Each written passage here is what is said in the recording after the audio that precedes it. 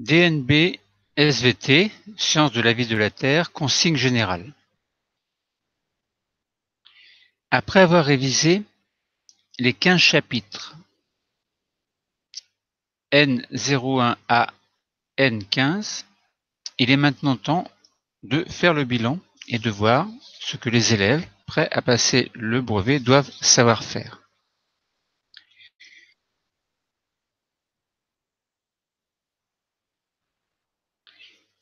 Pour expliquer certains phénomènes géologiques à partir du contexte géodynamique global, il faut savoir expliquer l'origine des éruptions volcaniques, l'origine des séismes, et savoir relier leur répartition aux plaques lithosphériques.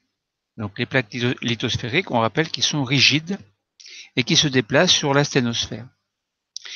Il faut savoir associer le mouvement de ces plaques lithosphériques à la dynamique interne de la Terre. En effet, la Terre n'est pas stable, il y a une dynamique, notamment au niveau des dorsales océaniques et des zones de subduction. Les plaques lithosphériques se déplacent au-dessus de la sténosphère. Et il y a donc des conséquences. Il faut savoir relier les connaissances sur les risques naturels aux mesures de prévention et de protection. Savoir expliquer la différence entre la prévision volcanique et la prévision sismique, par exemple.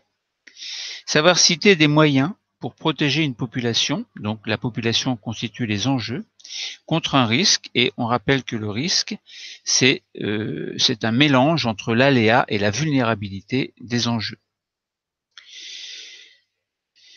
Et savoir justifier donc l'intérêt d'éduquer une population au risque sismique et même quelquefois au risque volcanique. Donc ça, c'était pour le chapitre numéro 1. Voyons maintenant pour le chapitre numéro 2.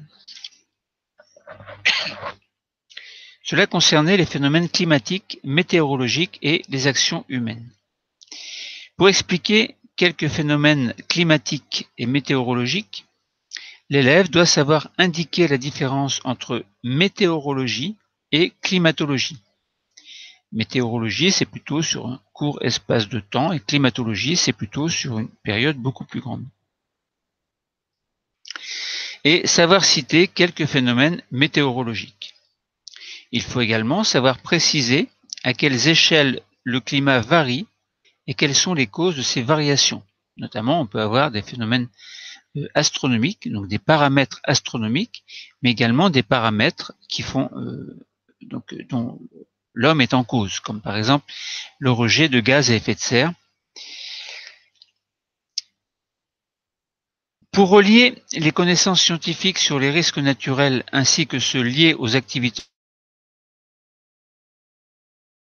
humaines, il faut savoir citer certaines mesures de protection, donc de prévention également, contre les tornades, par exemple les inondations ou autres phénomènes naturels. Savoir citer les mesures pour limiter les gaz à effet de serre.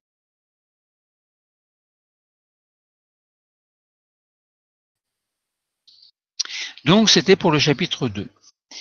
Concernant le chapitre suivant, cela concernait l'exploitation des ressources naturelles.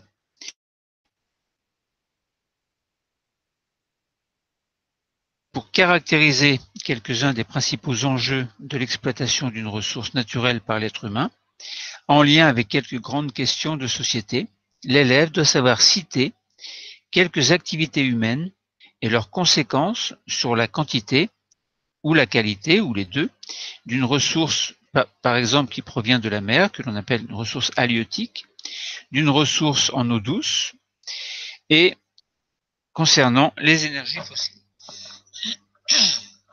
Une ressource en relation avec les énergies fossiles, comme par exemple le pétrole, le charbon, certains gaz, etc. Pour comprendre également et expliquer les choix en matière de gestion de ressources naturelles à différentes échelles, donc l'élève doit savoir justifier certaines mesures pour préserver ces ressources qui viennent de la mer, donc ces ressources halieutiques. Savoir économiser et traiter l'eau douce, donc une eau qui est très importante, éviter le gaspillage et la pollution. Savoir identifier les solutions pour limiter le changement climatique. Donc par exemple l'émission de gaz à effet de serre, et bien comment limiter l'émission de ces gaz, donc toute une affaire de politique.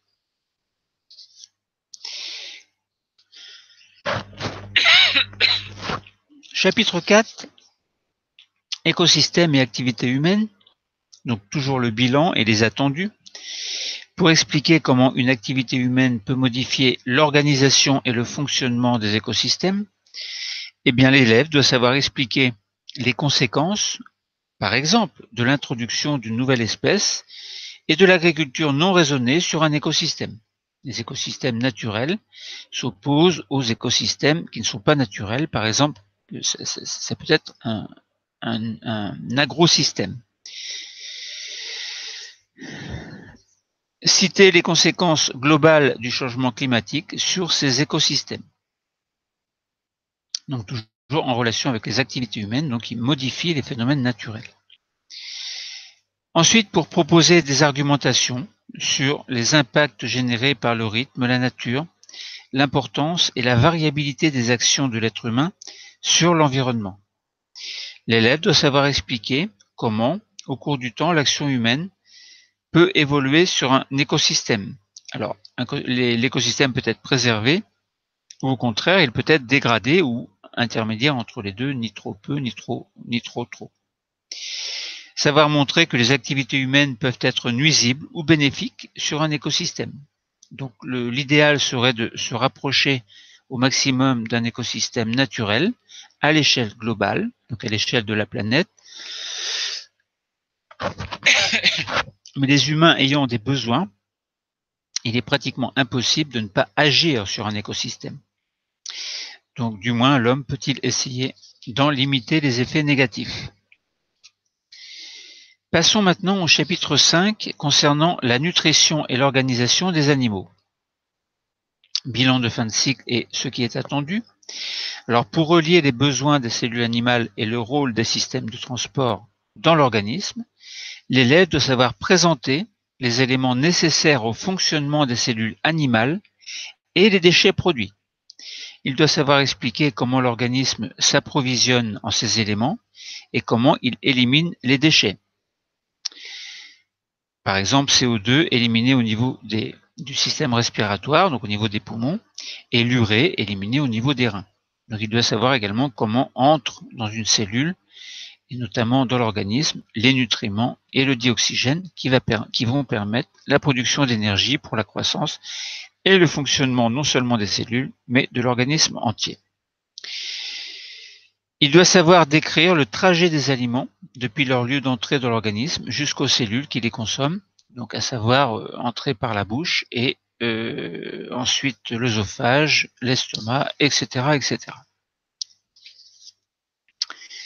Chapitre 6 concernant la nutrition et l'organisation des plantes. Pour relier les besoins des cellules d'une plante chlorophyllienne et les lieux de production ou de prélèvement de matière organique, l'élève doit savoir repérer les organes et, à l'intérieur, les cellules qui prélèvent le CO2, l'eau et les sels minéraux. Pour relier les lieux de production ou de prélèvement de matière, de stockage et les systèmes de transport, l'élève doit savoir expliquer que l'eau et les sels minéraux prélevés dans le sol circulent dans certains vaisseaux qui sont eux-mêmes faits de cellules, pour atteindre les feuilles, bien sûr, où ils sont utilisés. Il doit savoir expliquer également qu'une partie de la matière organique produite dans les feuilles circule dans d'autres vaisseaux pour atteindre les organes où elle est stockée. Donc certains vaisseaux ont pour rôle le transport. Ce sont des vaisseaux spécialisés, donc par exemple de sève brute ou de sève élaborée. Chapitre 7, la reproduction sexuée et asexuée, dynamique des populations. Pour relier les éléments de biologie de la reproduction sexuée et asexuée des êtres vivants et l'influence du milieu sur la survie des individus à la dynamique des populations, eh bien l'élève doit savoir comparer les caractéristiques de la reproduction sexuée à celles de la reproduction asexuée. Donc on rappelle, reproduction sexuée qui fait intervenir les gamètes, et asexuée, les gamètes n'interviennent pas. L'élève doit aussi savoir expliquer en quoi le milieu peut modifier la survie des individus et donc influencer la dynamique des populations. Chapitre 8 concernant la parenté des êtres vivants. Pour relier l'étude des relations de parenté entre les êtres vivants et l'évolution, l'élève doit savoir classer en groupes emboîtés les êtres vivants qu'on lui présente selon les attributs qu'ils possèdent et donc que l'on définit pour un travail précis. L'élève doit savoir expliquer qu'une boîte regroupe des êtres vivants dont la parenté correspond à l'attribut partagé. Il doit comprendre que plus les espèces partagent d'attributs, plus leurs liens de parenté sont étroits. Et l'élève doit savoir placer sur un arbre phylogénétique un ou plusieurs attributs apparus chez un ancêtre commun hypothétique, puis partagés par tous les descendants. D'où l'intérêt de travailler sur le logiciel phylogène avec les élèves, de manière à ce qu'ils puissent donc utiliser donc les arbres phylogénétiques et les groupes emboîtés. Donc les boîtes, placer les espèces qu'on lui propose avec leurs attributs dans des boîtes. Chapitre 9 concerne la diversité et la stabilité physique des individus. L'élève, pour expliquer que les phénomènes sont déterminés par les génotypes et l'environnement, doit savoir lister des caractères héréditaires d'un individu, propres à l'espèce, et ceux modifiés par l'environnement. Il doit savoir relier l'existence de plusieurs versions d'un caractère héréditaire à celle de plusieurs allèles d'un gène. Pour expliquer sur quoi repose la diversité et la stabilité génétique des individus, l'élève doit savoir décrire le cycle de développement en précisant la place de la méiose, de la fécondation et de la mitose. Donc méiose dans les organes reproducteurs, la fécondation et la mitose ensuite à partir de la cellule œuf qui donnera un nouvel individu. Il doit savoir associer la stabilité génétique, donc en relation avec la mitose, des individus, donc la mitose et puis en relation avec ce qui se passe un petit peu avant la mitose au cours du doublement de la quantité d'ADN. Donc associer la stabilité génétique des individus au comportement des chromosomes lors de la mitose. Il doit savoir montrer le rôle de la méiose et de la fécondation dans l'obtention de cellules œufs uniques. Chapitre 10 concernait la biodiversité et évolution. Donc pour relier comme des processus dynamiques la diversité génétique et la biodiversité, l'élève doit savoir expliquer comment les scientifiques comparent la biodiversité actuelle à celle du passé. Il doit savoir expliquer l'origine de la diversité génétique. Donc par exemple, en relation avec les mutations. Pour mettre en évidence des faits d'évolution des espèces et donner des arguments en faveur de quelques mécanismes de l'évolution, l'élève doit savoir indiquer comment les scientifiques ont mis en évidence l'évolution et savoir expliquer la sélection naturelle. Donc un caractère particulier qui apparaît dans une population suite à une mutation peut être favorable et permettre à cette espèce ou à cet individu de continuer à vivre et à prospérer, tandis que d'autres peuvent disparaître. Le chapitre 11 concernait le fonctionnement de l'organisme lors d'un effort musculaire. Pour expliquer comment le système nerveux et le système cardiovasculaire, donc cardiaque et les vaisseaux, interviennent dans un effort musculaire en identifiant les capacités et les limites de l'organisme. L'élève doit savoir présenter les organes impliqués dans la réalisation et la commande d'un mouvement. Donc le cerveau, message nerveux, les nerfs, moelle épinière, etc. Donc les muscles également. Il doit savoir relier les modifications de l'organisme correspondant à ses activités aux besoins accrus des muscles lors d'un effort. Donc par exemple, pour produire de l'énergie, il faut de l'oxygène, du glucose, oxydation de l'oxygène, oxydation du glucose par l'oxygène, production d'énergie qui permet aux muscles de fonctionner davantage au cours d'un effort. L'élève doit savoir montrer que l'organisme possède des limites que l'entraînement peut repousser. Il doit savoir montrer également que les limites de l'organisme peuvent être repoussées par le dopage, mais que le dopage est une pratique dangereuse qui peut abîmer le corps. Dans le chapitre 12, on parlait de système nerveux et de comportement responsable. Pour mettre en évidence le rôle du cerveau dans la réception et l'intégration d'informations multiples, l'intégration, c'est-à-dire le traitement des informations provenant de certains organes des sens, l'élève doit savoir décrire le trajet des messages nerveux sensitifs depuis un organe des sens, l'œil par exemple, l'oreille, jusqu'au cerveau. Donc en passant par des synapses évidemment, qui permettent la communication entre les cellules nerveuses. Il doit savoir comparer dans une imagerie médicale l'activité cérébrale suite à des stimulations différentes. Donc il y a des aires cérébrales et selon l'activité, certaines zones sont plus ou moins actives. Pour relier quelques comportements à leurs effets sur le fonctionnement du système nerveux, l'élève doit savoir expliquer l'effet du bruit sur les cellules ciliées de l'oreille, par exemple.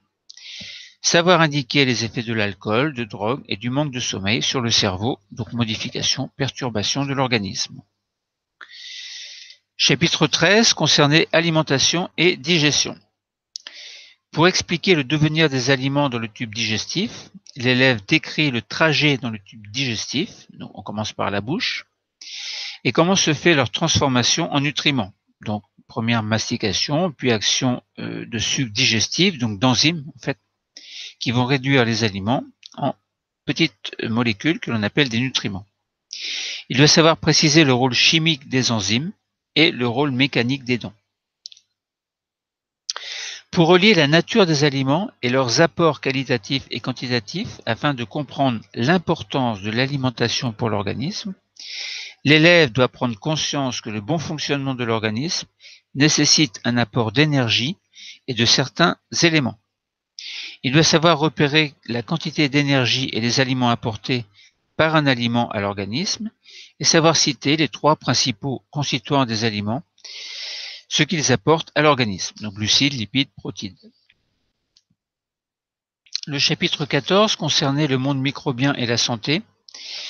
Pour relier le monde microbien hébergé par notre organisme au bon fonctionnement, il faut savoir citer deux groupes de micro-organismes, et donc par exemple les virus et les bactéries, et savoir expliquer en quoi certains sont bénéfiques et d'autres nuisibles. Par exemple, certains virus peuvent donner la grippe, certaines bactéries pathogènes peuvent donner par exemple une gastro-entérite, alors que d'autres bactéries sont tout à fait inoffensives.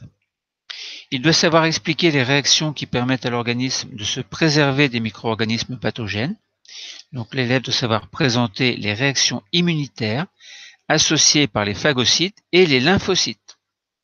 Donc on parle de réactions lentes et de réactions rapides. Donc en premier lieu, il y a une réaction rapide qui essaie d'éliminer les virus et les bactéries pathogènes éventuellement. Et si cela ne suffit pas, eh bien des réactions lentes se mettent en place qui font intervenir par exemple des cellules qui vont entrer en contact avec des cellules infectées par le virus pour les détruire, ou alors des productions d'anticorps donc par certains lymphocytes de manière à pouvoir aller neutraliser les bactéries pathogènes. Pour argumenter l'intérêt des politiques de santé contre la contamination et ou l'infection, l'élève doit savoir expliquer en quoi les choix individuels de vaccination peuvent avoir des conséquences à l'échelle de la population et savoir justifier l'intérêt de certaines campagnes d'hygiène. Donc la vaccination permet de prévenir contre certaines maladies. Et enfin le chapitre 15, donc, qui concernait la reproduction et le comportement sexuel responsable. Pour relier le fonctionnement des appareils reproducteurs à partir de la puberté au principe de la maîtrise de la reproduction, l'élève doit savoir expliquer comment les hormones de la pilule permettent d'éviter une grossesse. Il doit savoir relier les techniques de PMA, procréation médicalement assistée, à des troubles des appareils reproducteurs. Il doit, alors pour expliquer sur quoi reposent les comportements responsables dans le domaine de la sexualité, l'élève, enfin, doit savoir présenter les moyens de lutter contre les IST, infections sexuellement transmissibles, et d'éviter une grossesse non désirée.